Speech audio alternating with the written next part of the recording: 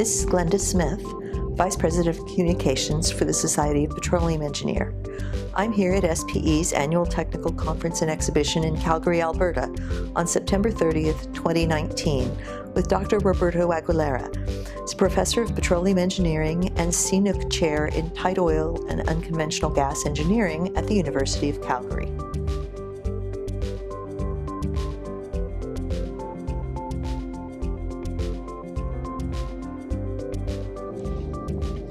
Roberto, tell me a little bit about where you grew up. Thank you, Glenda.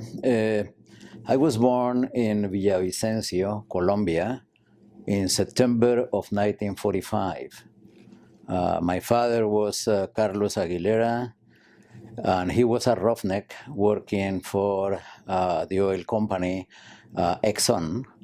At the time, it was called Intercoal in Colombia. And my mother was Beatriz Guevara, and she would spend most of her time at home with my brother and I.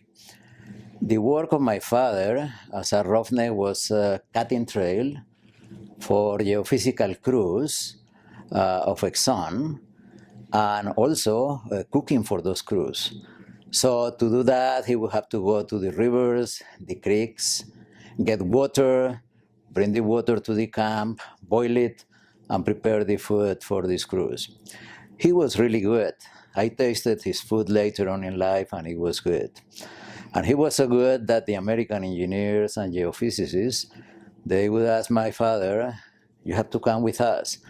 And to the managers of the company, they would say, "Send us the Chinese cook." And the reason was because my father has a little bit of Chinese, so his eyes were a little bit like Chinese. So that was excellent. 3 years after I was born, there was a real bad incident in Colombia. A political leader by the name of Jorge Eliezer Gaitan was murdered in Bogotá. And that started something that was pretty close to a civil war in Colombia, and we lived the effects of that up until today. Because of that, we were displaced from Villavicencio. We have to move to Bogotá, basically with nothing, had to rent a couple of rooms. In one room, we would sleep with my mother and my brother. The other room would be a kitchen. So the starting was a little bit rough, but eventually, thanks to the woodwork of my father and my mother, everything turned out fine. I have to say, they did a fantastic team. Also, while growing, I played a lot of soccer. And I became pretty good at playing soccer. I was a goalkeeper of the high school where I was studying. I was also a goalkeeper of the University of America, where I took petroleum engineering. And I flirted for a little while to become a professional. But actually, I was not good enough. So that was the end of my soccer career.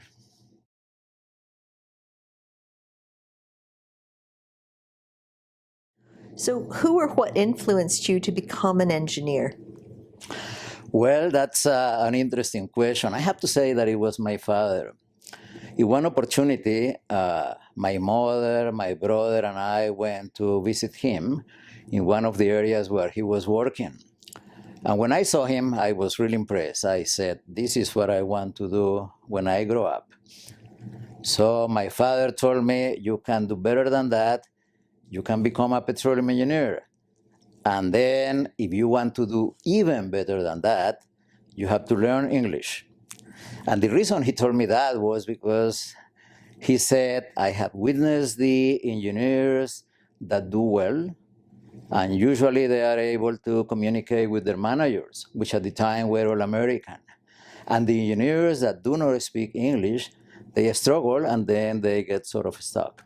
So it was great piece of advice from my father with respect to studying petroleum engineering and with respect to learning English as soon as possible.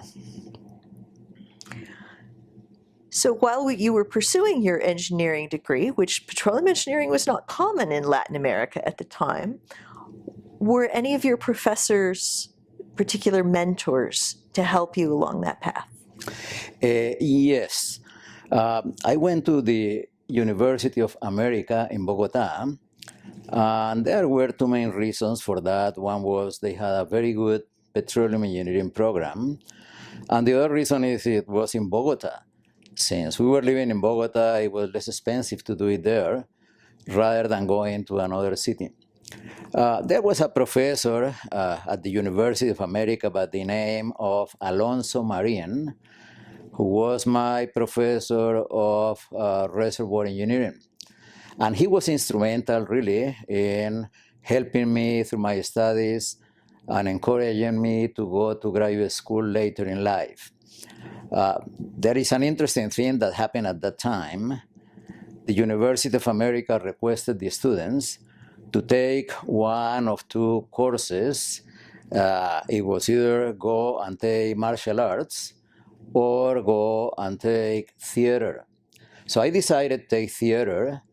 It was very interesting because I learned some of the techniques, and some of my classmates that continue on that line of work eventually became big actors in Colombia and actresses. And they did movies and they did television. I went the way of petroleum engineering, which was great, no regrets, but it's interesting how these things work. So once in a while, because I was doing that, I would arrive late to my class of reservoir engineering, and my professor Marin would be a little bit mad, but he understood. He knew that if you want to be a good engineer, you have to do other things in life. And in my case, it was doing some theater. That worked out pretty good for me.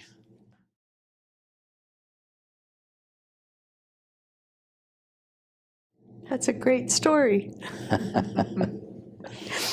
So you came to the U.S. for your graduate work. What was that transition like? Was it a bit of a culture shock? Well, the transition went rather smoothly. And that goes back to the advice from my father, because I studied a lot of English in Colombia. When I came, I didn't have too many problems. Plus, I came for 6 weeks to Washington, D.C., took 6 weeks of English, and then that helped me a lot. And when I went to Colorado School of Mines, I met a man by the name of Hank Van Pullen. And then when we shook hands, this is pretty amazing, but we felt good. We were friends from that moment. And the same thing happened with another one of my professors, Dr. George Pickett. I shook hands with him, and we became good friends. So I was lucky because I had two true giants of the oil industry who were my professors. And that really is what marked my the way I developed my profession later on. That's why I do a lot of hydraulic fracturing, and I do a lot of simulation and well testing and petrophysics without too many problems, because really I had excellent professors along those lines. Indeed, you did. So after college, you went to work in industry. Tell me about that first job and what kind of challenges you faced there. Okay, that was very interesting. I finished in 1967 in Colombia at the Universidad de America, and I went to work for Texaco. Everybody wanted to work for Texaco because the training was excellent. And truly, we were spoiled. At that time, Texaco had an airplane, and then they would send a taxi to my house on Mondays at 5 o'clock in the morning. They would take me to the airport, to the hangar of Texaco, fly to the oil field, do my work. Saturday morning, they would fly me back to Bogotá, a taxi there, take me home, and that was repeated month after month. So they really spoiled us a lot, but we had to work very hard also. But the training was excellent in the field, in the wells. They would take, for example, Roughneck from the drilling crew, and then we would go to replace Roughneck as engineers. So I would actually learn on the floor. So I did a lot of things, even color man, many things that were very interesting. Fantastic training. So in that sense, I was also very fortunate.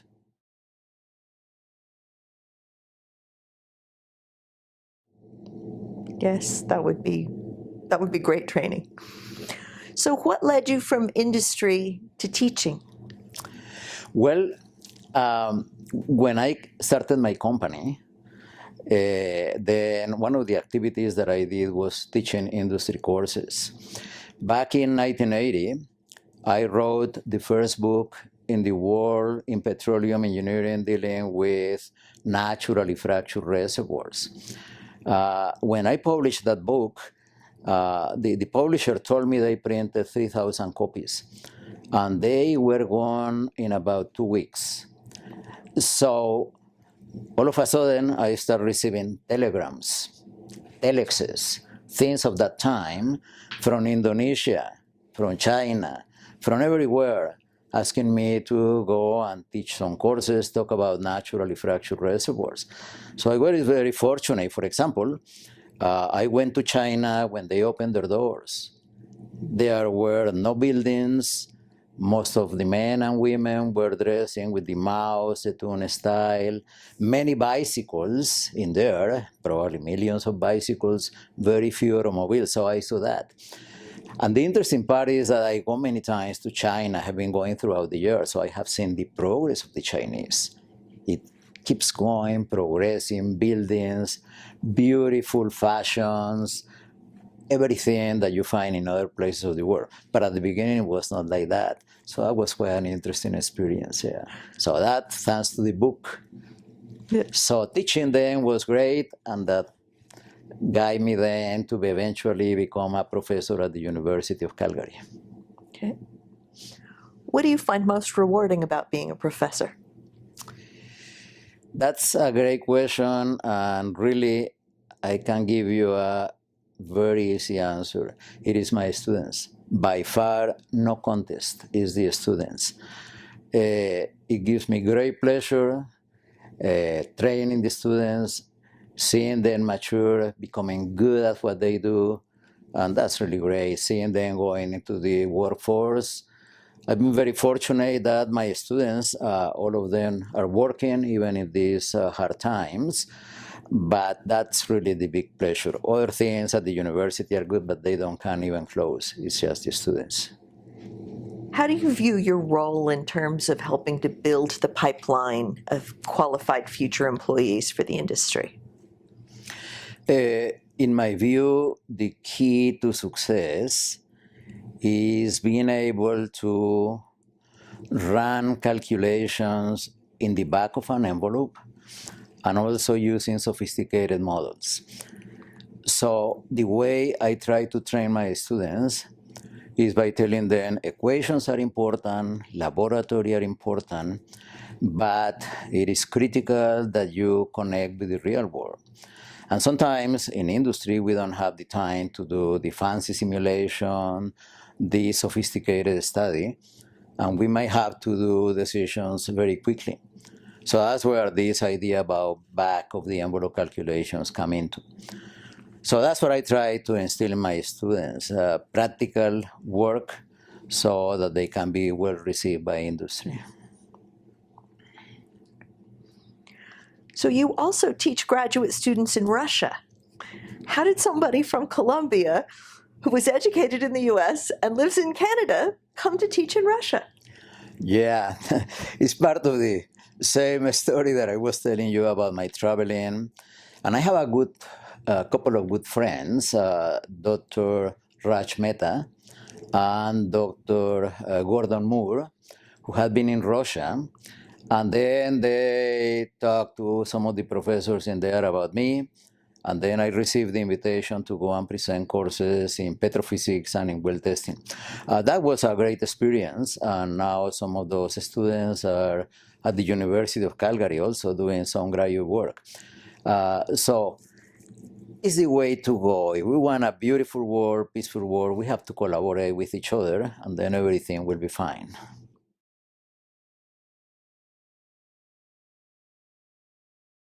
Contributions have been in the area of naturally fractured and unconventional reservoirs.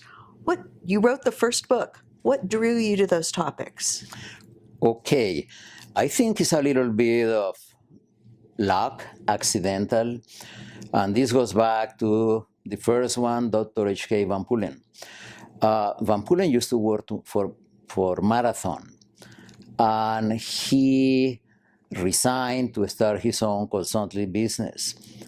And then he went to also teach at the Colorado School of Mines.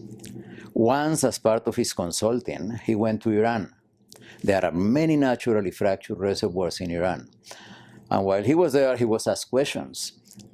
So when he came back, he told me, I answered the questions, but really, I didn't feel fully comfortable.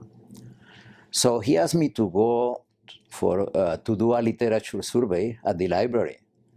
And I used some old books. They were called the Abstracts of the University of Tulsa. And I started looking at all of these books. And then when I finished, I realized that there were only few papers on the topic of naturally fractured reservoirs. So I went and I told Van Pullen, this is it.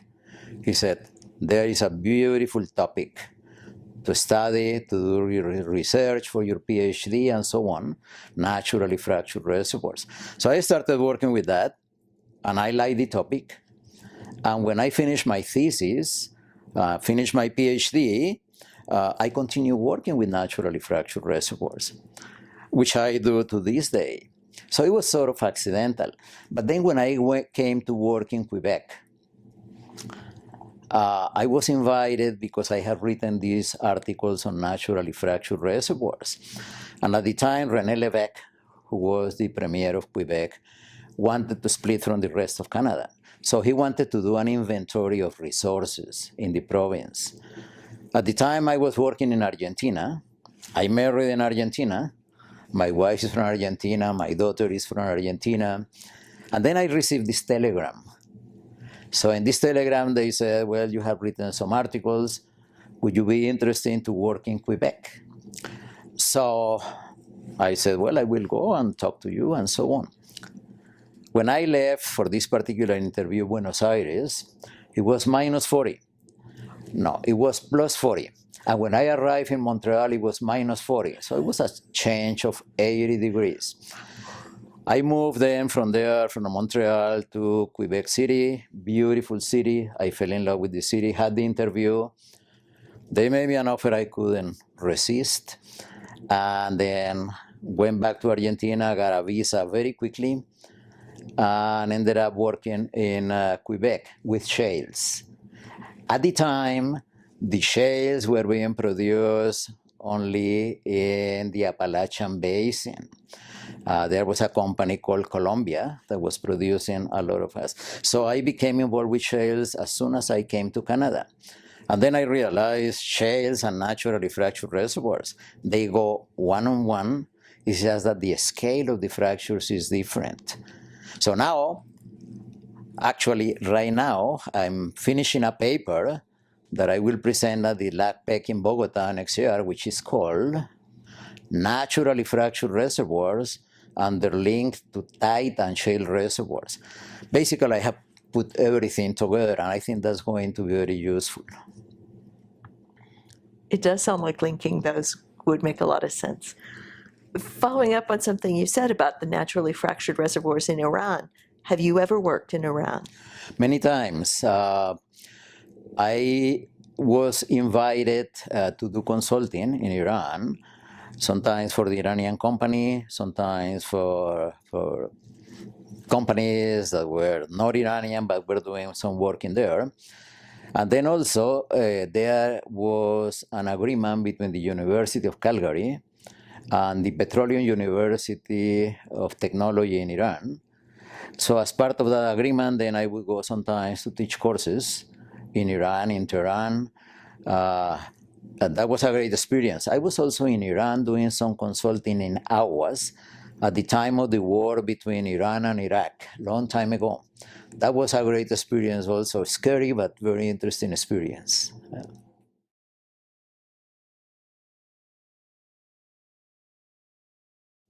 You've been writing and lecturing on unconventional reservoirs long before this recent focus on them. What's changed to bring them to the forefront? Essentially, the creativity of the oil industry, particularly the development of good techniques for drilling horizontal wells, and good techniques for multi-stage hydraulic fracturing. I think those two things are the ones that brought shales to the forefront. But shales have been producing for a very long time. There is, for example, a field that is called Big Sandy Field that has been producing from shales since the 1916 or something like that, long before hydraulic fracturing was invented. And the Appalachian Basin also has been producing for a long time. So the technology is new, but the shales have been around for a long time. One of the things that we try to do, and I try to do with my students, is utilize all those experience and all that knowledge of the Department of Energy in the Appalachian Basin, trying to use that in the current shales that we are producing. Because sometimes people forget about those ones, but they are there and the data are there. They are indeed. In 2018, you were the editor of a multi-author book on SPE on unconventional gas and tight oil exploitation. What motivated you to pull together the expertise to put together that book? Essentially, my experience with these shales in the Appalachian Basin, seeing all the advances, I thought that it would be worthwhile to put a team of experts in different areas. For example, in geology, in geomechanics, in drilling, in log interpretation, in well testing, reservoir engineering, hydrates, and it was a good decision. I invited some experts on those areas. They agreed to come, and they produced what I think is an excellent book. So I hope this will be around for a long time, because the basics of what we are doing are in there in the book.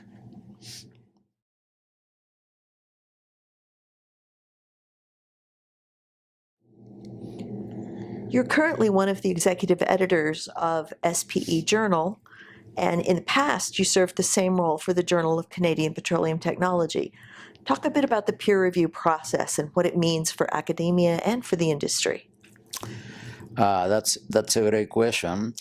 I like to compare, it might be odd, but I like to compare peer review to democracy. Democracy is imperfect, but it's the best we have in the world. And peer review is imperfect, but it's the best we have to get all of these papers forward. The process, I think, is very important. It's very well done. It starts with administrative work by SPE staff, and they try to filter all these documents, and then the documents are listed, and then the executive editors, I am one of those, look at the titles, look at the abstracts, and then we say, okay, this is a topic in which I feel comfortable. I'm going to select this paper. I select a paper, other executive editors select other papers, and then we send them to the associate editors. We look for an associate editor that is an expert on this particular field. The associate editors, most of the time, they accept the job. If they feel not comfortable, they say, okay, please send it to somebody else. Once they take the paper, they review it, and then they send it to 3 or more technical editors. Those are the people that review the papers in detail. And then they provide some ranking of the paper, some recommendations. Yes, it's good, it's not good. It goes to the associate editor. The associate editor presents then a recommendation to the executive editor. This recommendation says, okay, this paper is not good, it should be declined, or is a good paper but requires major changes, or it requires minor changes. And then that's sent to the executive editor, and then the executive editor does a decision with respect to the paper. So it's a very complete process. So we have a lot of excellent papers. One of the problems that we have had in the past has been the language, because we are an international society. Then many of the writers don't have the necessary skills. But sometimes the papers are so good that it's worthwhile to go through the exercise of polishing the papers, and that's where the staff of SPE does a fantastic job polishing a lot of these papers.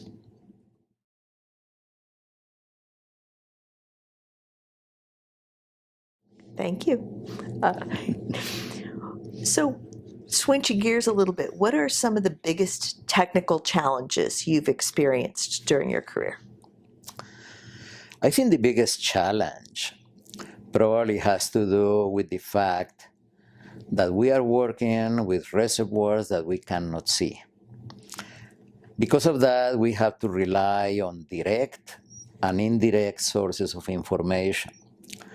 Direct sources of information include, for example, cores. We can cut a core. We see the core, touch the core, smell the core. Also drill cuttings, so we can examine those drill cuttings. But that's pretty much all the direct sources of information that we have. Everything else is indirect sources of information, like well logs, well testing, microseismic data. Anytime we are going to work with indirect sources of information, then we have to use equations, we have to make assumptions to develop those equations, and those assumptions might apply or might not apply to the reservoir we are dealing with. So it's very difficult to dream how is a reservoir there at 10,000 feet, but we have to do it. And generally, we do it quite successfully. But I think that's the biggest challenge, trying to connect with the reservoir down there to try to improve recoveries, improve production rates, and so on.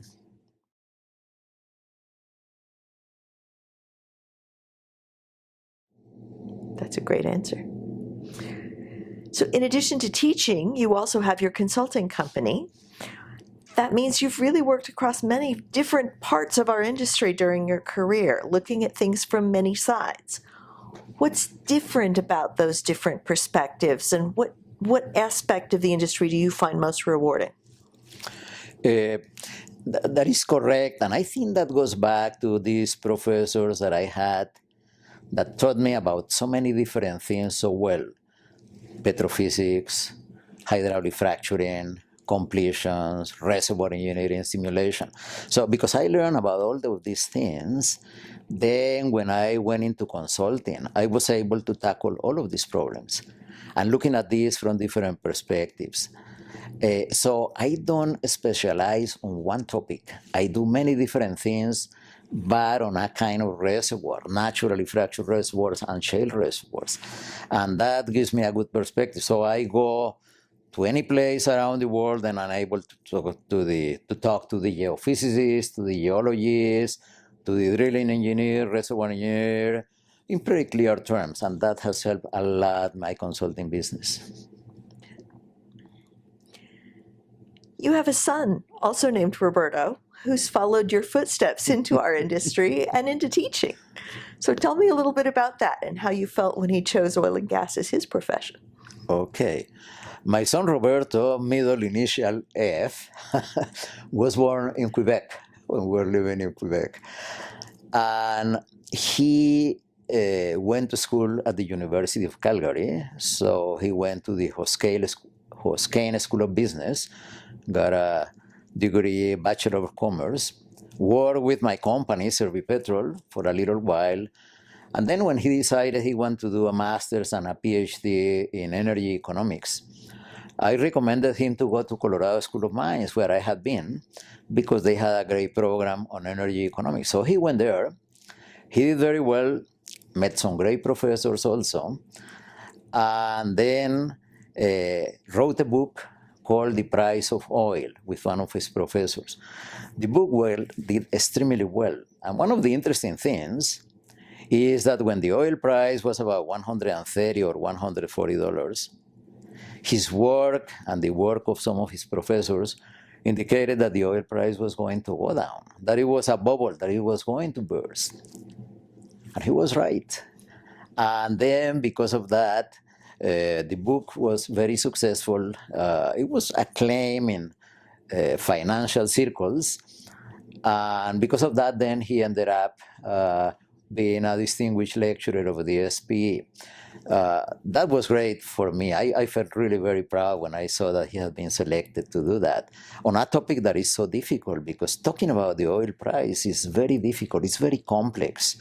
But he did handle it very well. I hear from some colleagues in different places around the world, and they said he did a very good job. As part of this, he spent a few years working in Vienna for OPEC. And he was co-author of the OPEC Outlook for several years, and very well received. And then once he left OPEC, then he went back to Australia. He's now in Perth, working in the Oil and Gas Innovation Center at Curtin University. So he's a young person, but very dynamic. He's doing very well. So I'm very proud of everything that he's doing.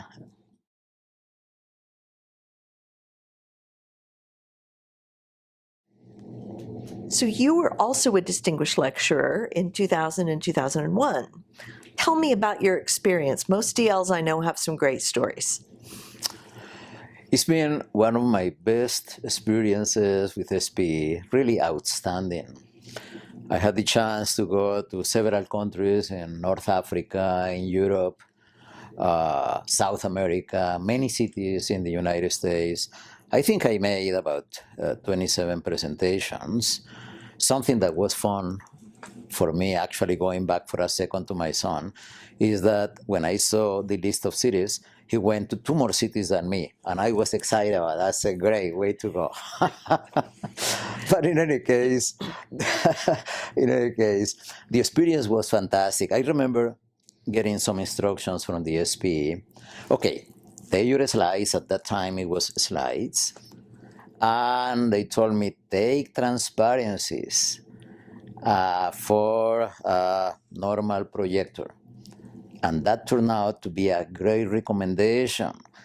The slides work out well in some countries, but in other countries they didn't work well, because the carousels were different, the sizes were different, some were round, some were straight. So I had to use sometimes my transparencies, but the lecture weren't perfect. So that was a great experience. One of the things that happened, for example, once is we were landing in Denver, and then going down, all of a sudden the plane started to go up. At that time it was Stapleton, the Stapleton Airport. So they closed the airport. And then we went around a few times, and then they said, cannot land. It was in the morning, it was maybe 9 o'clock in the morning, my talk was at lunch. So the plane had to go, and I think it went to Grand Junction. We landed in Grand Junction. So we had to go back by car. There was no way we were going to end up in Denver on time. So the decision was, and that was wise, and that was amazing for me, well, what we are going to do is let's have the lecture at the Colorado School of Mines, so that you don't have to go. And then they told the people in Denver, if you can make it, go to the Colorado School of Mines, and the presentation will be there. So I did it there. All of a sudden, I ended up big crowd, simply because people came from Denver, but many students and so on. So that was a fun one. Another one that was interesting was I gave a talk in Duncan, and then I had to go next to Wichita Falls in Texas. And that night, out of the blue, there was a lot of snow. When I opened the door to go out of the motel, well, the airport was closed, and then I talked to SPE. SPE told me, can you rent a car and maybe drive to Wichita Falls? And that's what I did, 4-wheel drive, rented the car, and then I drove to Wichita Falls, and I arrived on time. We had the talk. I arrived at about 12:30, the talk was at 1 or something like that, so I was able to give the talk. So there are many things that happen like that, particularly in the winter, you know, these things can happen. But it was quite exciting, and it was a real pleasure to go to some places. This morning I ran into the person that showed me around Romania. And it was exciting. We saw each other this morning there at the 25 Club. And this man went to pick me up at the airport. So, of course, when I arrived in there, my first question was, well, Dracula. And then he says, yeah, and I'm a vampire. He did this in the taxi, it was dark. So it was a lot of fun. Oh, I got surprised. So things like that, it's a lot of fun. And it's great to see that the paper capture the ideas, what you are trying to explain, get up to speed with some of the issues that they are not familiar with. It was a great experience being a DL for the SPE. really great.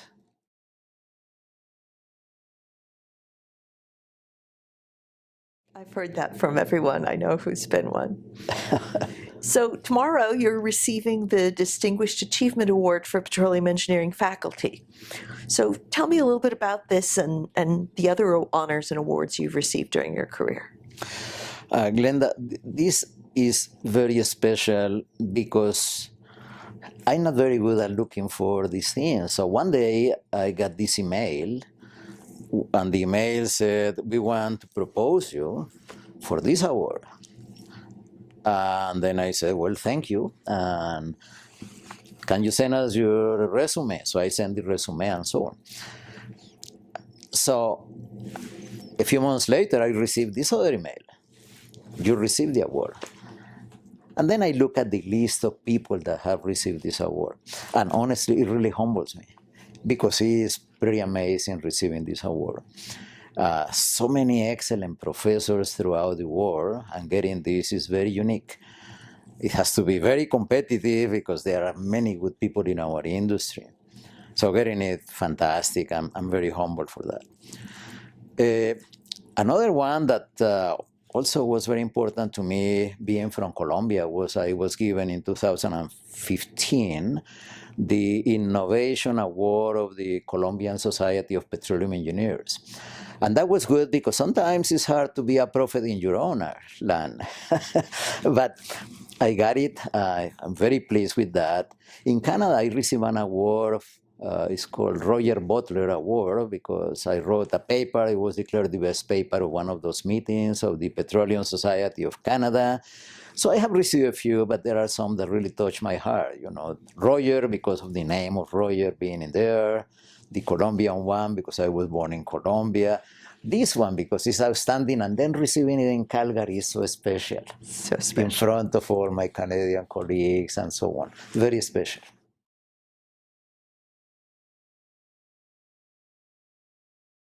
Tell me about your proudest accomplishment, personal or professional. My greatest accomplishment? I think I've been very fortunate. It's like my path always works well. And in fact, sometimes when I get it in the chin, look back and it helped me in one way or another. But getting, for example, my PhD was great because I never thought about it. When I was at Mines, I came for my master's degree. I made Van Pullen, and then he told me, why don't you continue for your PhD? And I said, well, I will, but I don't have money. Then he did something that was very unique. He wrote a letter, and he sent this letter to all the American companies operating in Colombia. And then in this letter, he told these companies, I have a student from Colombia. He doesn't have money. He wants to continue for his PhD. Can you help? So some of the companies didn't answer. Some companies said, well, we can give him a summer job or something like that. And one day, we received this letter from Exxon, Intercoal, where my father had worked as a Roughneck. And in this letter, they said, how much do you need? And then Van Pullen said, this is great, and I was happy. And he said, we are going to ask only for enough money for you to live decently, for tuition, but not much more than that, because otherwise you won't study. So he asked exactly for the amount that I needed. But that's why I got my PhD, because Van Pullen did that. So I've been very fortunate, and that was a great accomplishment, but I owe it to him and to many people that helped me. But that letter really did the trick. Otherwise, no money, no PhD. That was a good accomplishment. The other thing that I think is great in my life is that I was transferred to work in Argentina.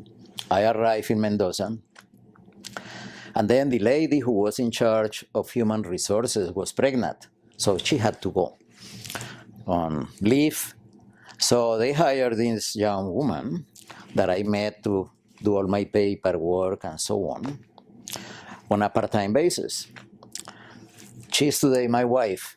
So I met her like that. Isn't that amazing? It's fantastic. So I met her, and then Cupido came in between very quickly, and then we have our daughter there. Then from Argentina, I was telling you, we moved to Quebec, had my son in, and then we moved to Texas, and I have a son from Dallas, Texas. Same wife, 3 different nations, the United Nations with my kids. My youngest son is a musician, so he lives in Toronto. But because he's American, he has his passport also, so he goes once in a while to play in Nashville, so go back and forth. So he's very fortunate. So many accomplishments, some are not mine, some are sort of families, just a combination. A good life, can't complain. I think the day that I have to go, no unfinished business, I've been a happy, lucky man, great family, great career, great students. It's a good life, Glenda. It's a good life.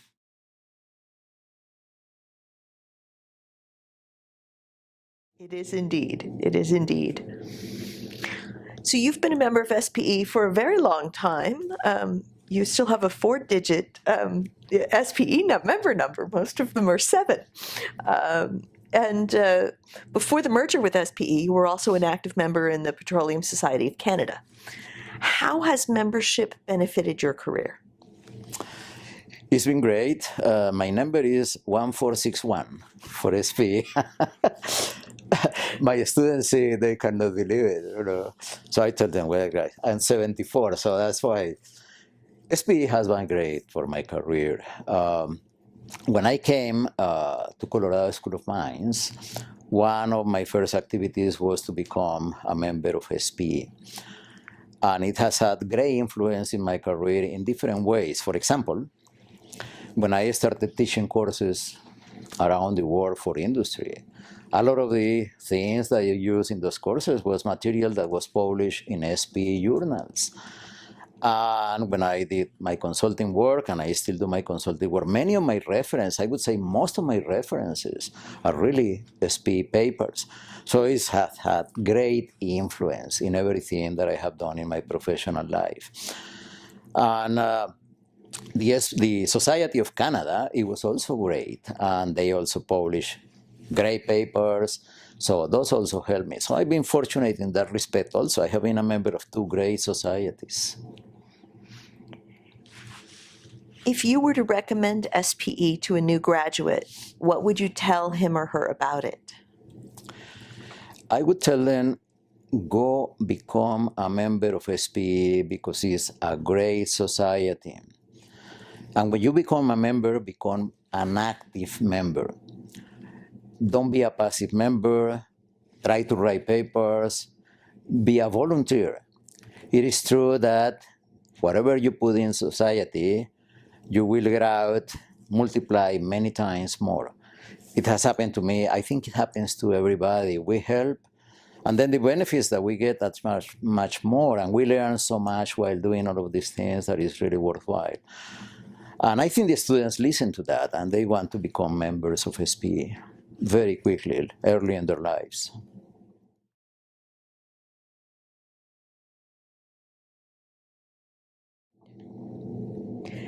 In your opinion, what can we do to attract young people to the industry? Right now, it's a complicated situation on that respect. But the way I see it and the way I try to do it is telling them, don't forget that about 80% of the energy that we use comes from the oil and gas industry. When we are flying, when we are driving, we are using products from the oil and gas industry. When we are riding on the roads, asphalt is the oil industry. The tires, synthetic rubber is the oil industry. Impermeable roof, the oil industry. Medicines, the oil industry. Cleaning items, the list goes on and on. So I think we have to be consistent telling all of these people, all of these young people, that we are doing a great service to humankind, providing oil and gas. And of course, we get a rough time in many areas, but it's hypocrisy. I think it's hypocrisy because everybody needs this oil and gas fly, cars, everything. So I try to convince them that way, and then I tell them, listen, the day that the first human being was able to build fire, that day we started affecting the environment. And anything that we do affects the environment. But we can produce oil and gas responsibly. And that's what we try to do. And that's the best we can do. But we cannot stop producing it because people need oil and gas. We need to help the world to develop themselves. And the only way to do that is with energy. And that energy right now comes from oil and gas. We prepared a study where we show many decades of oil and gas. And of course, eventually, we are very creative, and eventually the human being is going to be able to do something which is non-fossil. But it's going to take several decades. In the meantime, we have to use this carefully, responsibly, but we have to continue producing oil and gas. What has made working in oil and gas meaningful to you? I think pretty much some of these things that I just said, it gives me so much pleasure to be able to say, okay, these people in this city today are getting a warm shower, it's getting cold because of what we are doing, producing gas. In other countries, the same thing. So I think it's all of this combination of things that make it so meaningful. It's a great industry.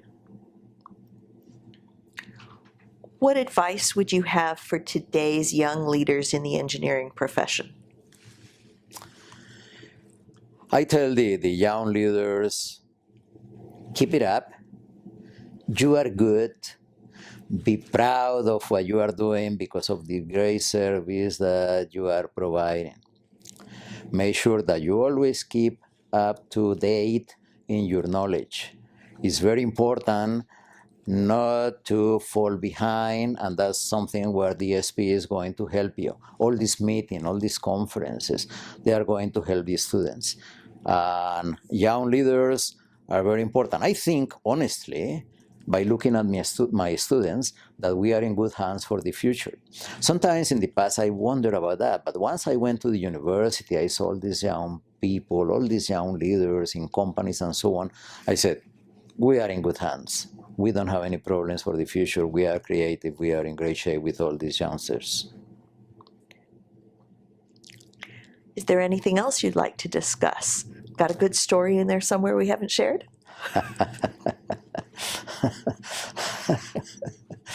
Well, I think I would like to close by saying that this is a great industry. We have to continue working, doing well at what we do.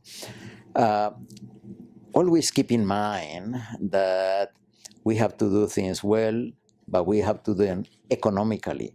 And we have to keep in mind always externalities. If we keep economics, externalities together, we help society, we keep the environment as best as we can, then we will be in great shape for the future.